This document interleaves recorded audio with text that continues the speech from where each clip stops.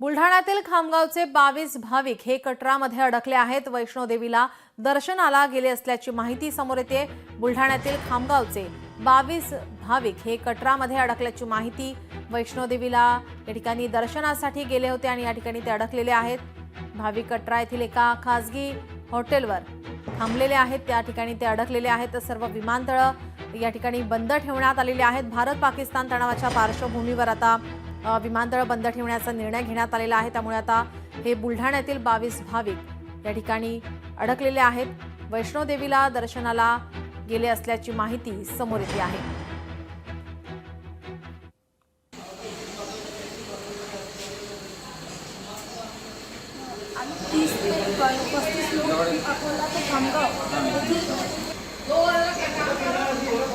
आम्ही 30 ते 35 लोक अकोला ते खामगाव येथील कटरामध्ये अटकलेले आहे।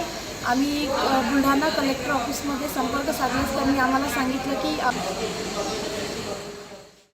बुलढाण्यातील 22 भाविक हे कटरा येथे अडकलेले आहेत।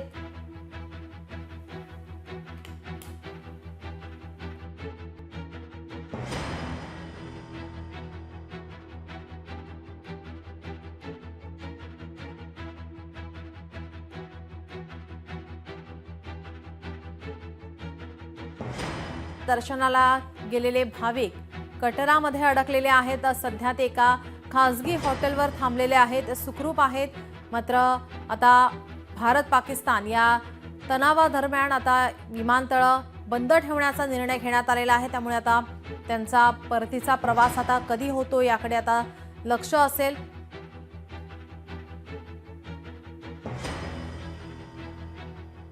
आपले प्रतिनिधी संदीप शुक्ला आपल्यासोबत जोडलेले आहेत। संदीप, आपण माहिती पाहतोय एका खासगी हॉटेलमध्ये, आता कटराच्या एका खासगी हॉटेलमध्ये या ठिकाणी आपले बुलढाण्यातील 22 भाविक या ठिकाणी अडकल्याची माहिती मिळते। काय त्यांच्या प्रतिक्रिया समोर येतात किंवा त्यांचा आता परतीचा प्रवास केव्हा असेल, काय त्या संदर्भात माहिती मिळते का?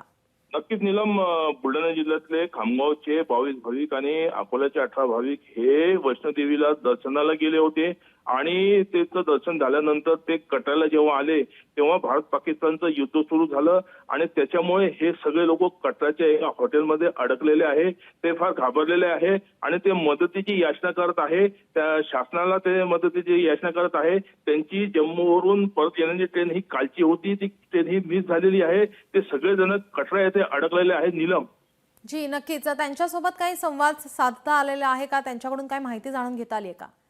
हो, त्यांच्यासोबत संवाद साधलेला आहे आणि त्यांनी त्यांच्या प्रतिक्रिया तिथून पाठवलेल्या आहे की त्यांच्यासोबत 13 लहान मुलं आहेत आणि ते फार पॅनिक आहेत, घाबरलेले आहेत। त्यांना तातडीने मदतीची गरज आहे। ते कटराच्या हॉटेलमध्ये अडकलेले आहे। त्यांना तेथून इथे सुरक्षित परत आणण्यासाठी त्यांनी मदतीची याचना केली आहे नीलम।